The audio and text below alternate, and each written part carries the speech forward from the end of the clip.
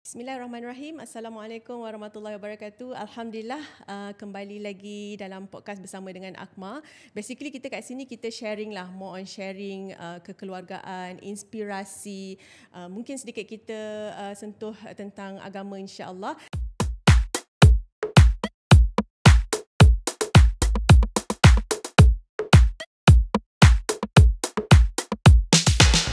Dan Alhamdulillah hari ini buat pertama kalinya di episod yang kedua kita ada kolaborasi bersama dengan Fly High Education Center untuk ibu-ibu yang nak hantar anak-anak tuition, yang nak kukuhkan lagi pembelajaran anak-anak, boleh cari ataupun boleh tengok di Fly High Education Center yang mana duta rasminya adalah Datuk Dr. Sheikh Muzaffar. Sheikh Muzaffar dia pernah hantarlah anak ke sana dan Alhamdulillah berjaya.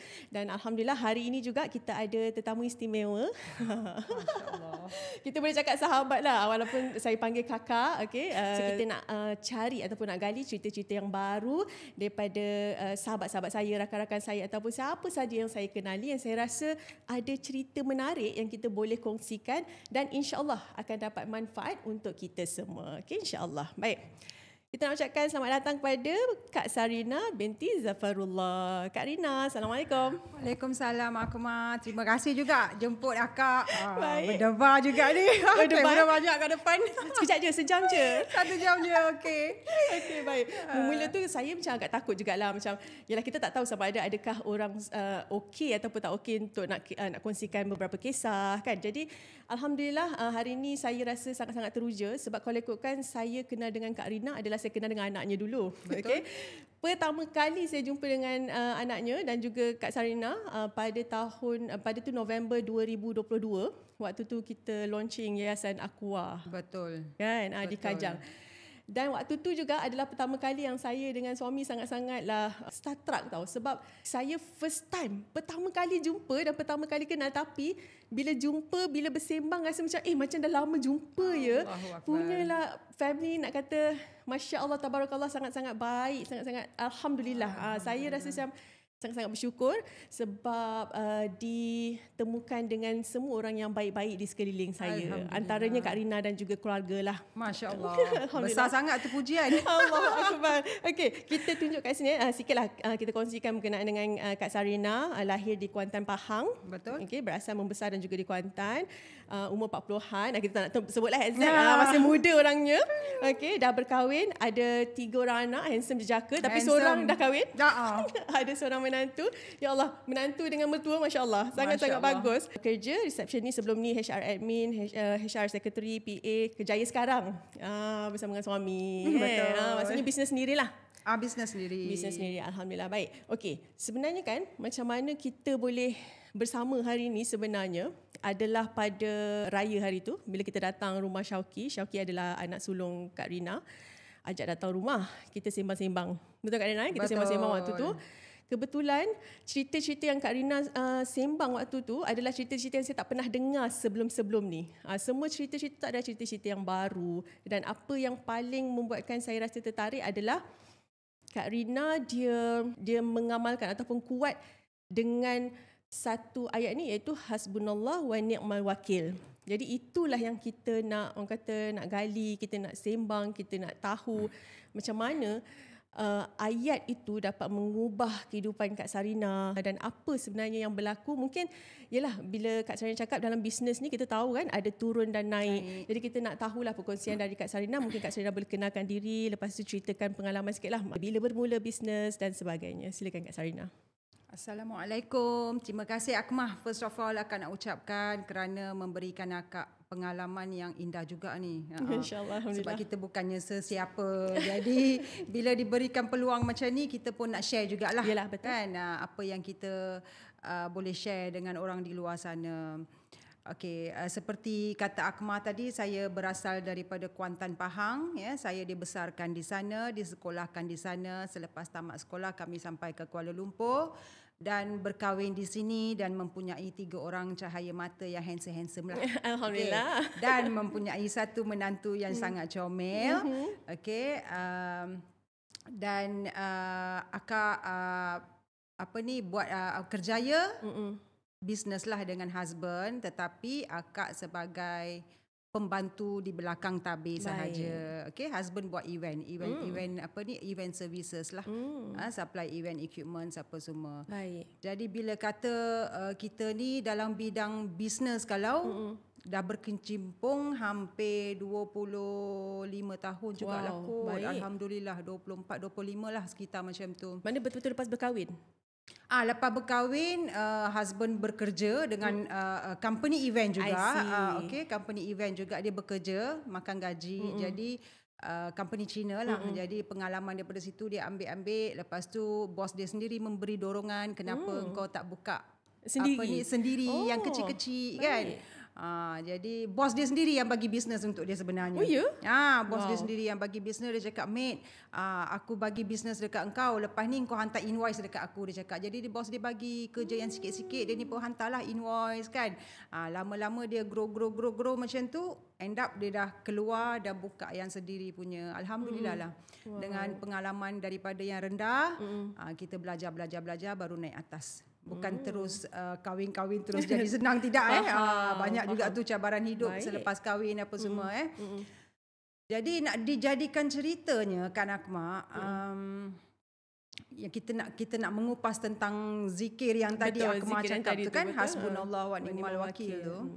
Nak dijadikan ceritanya, bila dah sekian lama kita buat bisnes, lepas tu okey, alhamdulillah dengan rezeki yang Allah bagi cukup segala-galanya, cukup makan minum pakai apa semua cukup, alhamdulillah.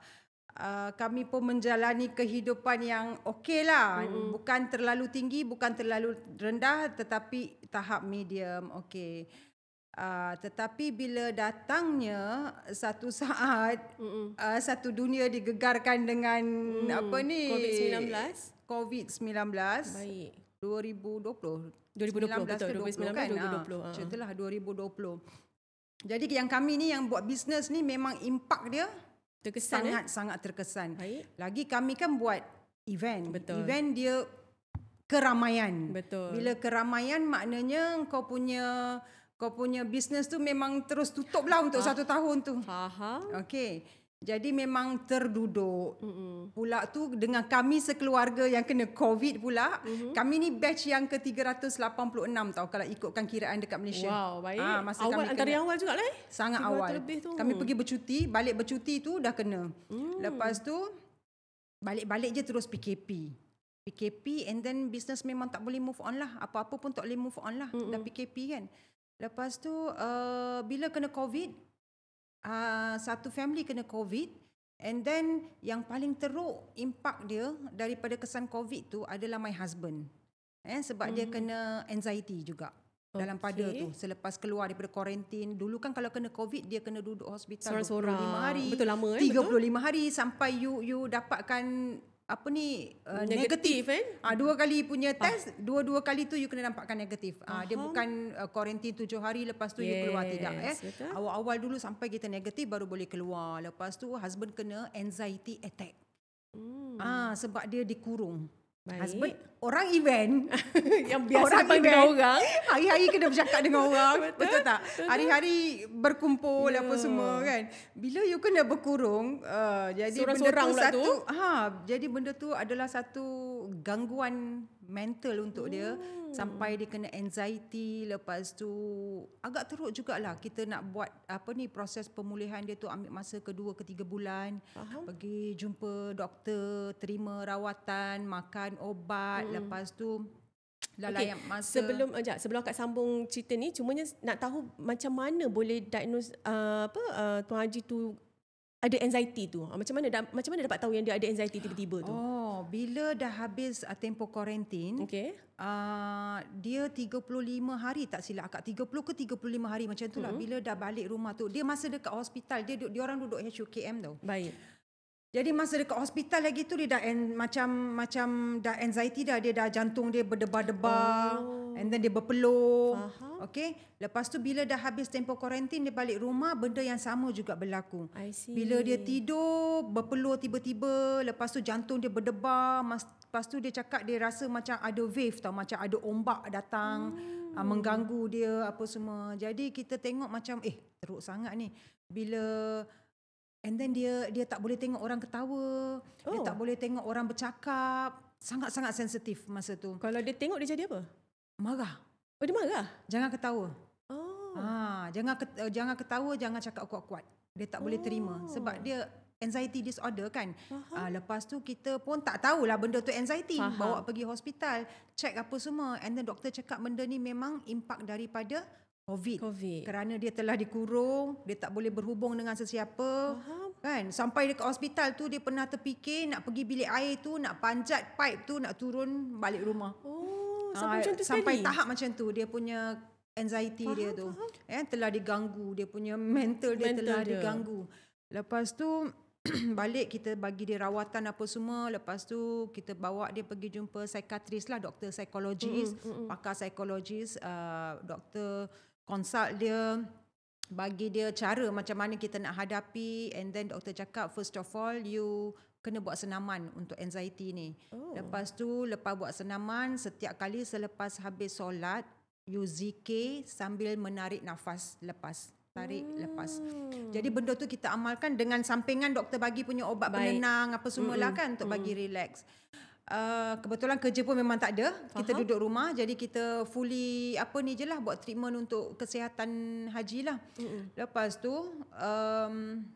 alhamdulillah lepas 2 bulan, tapi memang akak kena jaga dia betul-betul macam bila duduk dekat rumah tu memang pemakanan dia akak kena jaga betul-betul macam 5-star hotel punya cara pemakanan lah, bagi makan dengan tray sebab akak tak nak bagi dia terganggu apa-apa pun.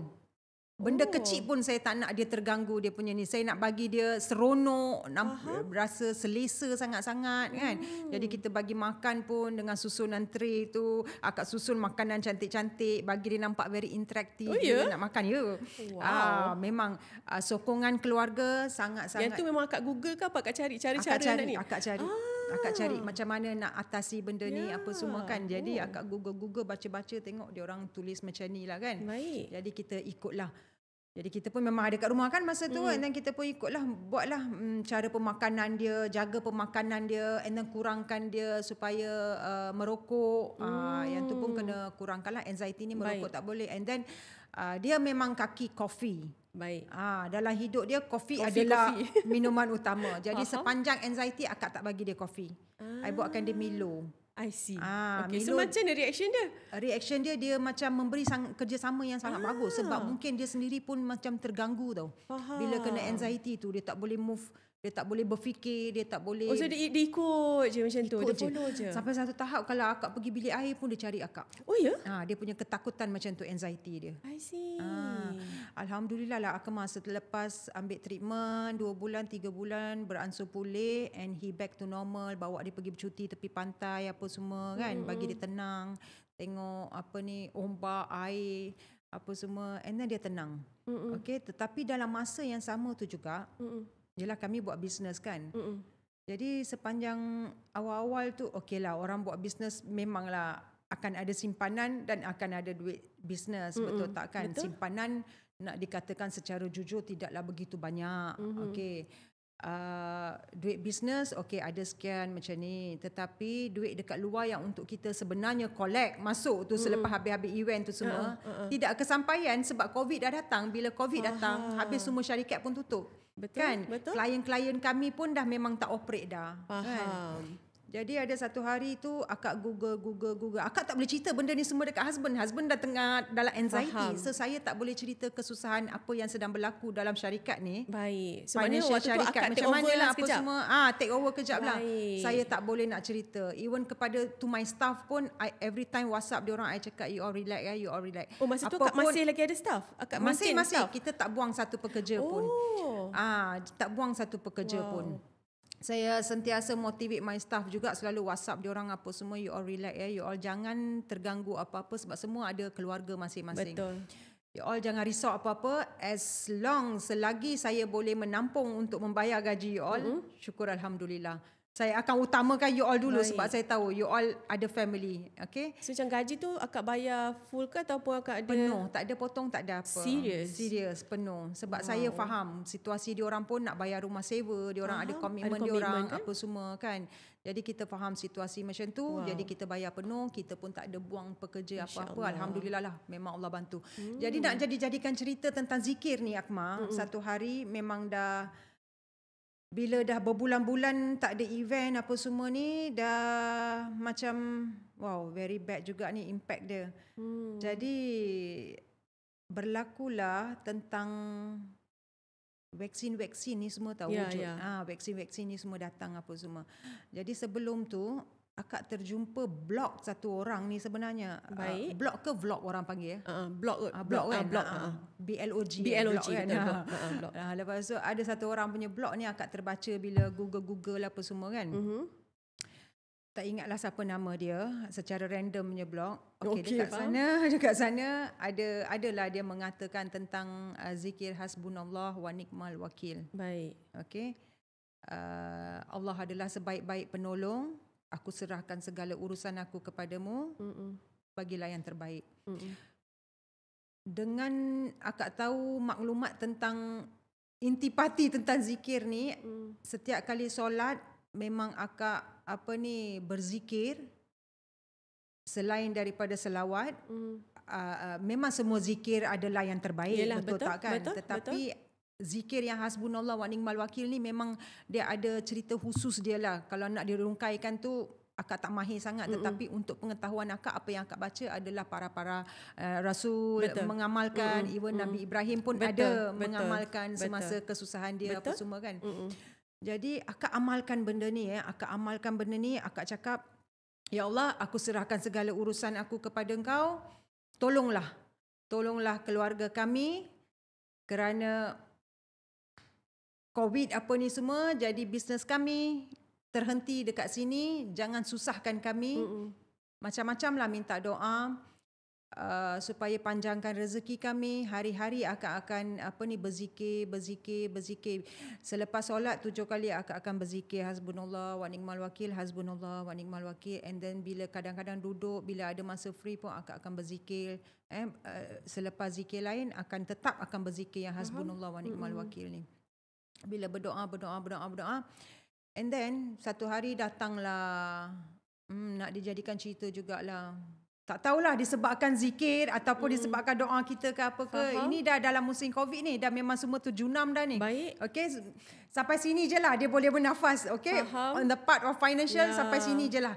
Tak tahu dah kalau PKP lagi untuk 6 bulan, saya tak tahu apa akan berlaku. Faham. Okay, lepas tu datanglah pasal vaksin apa ni semua.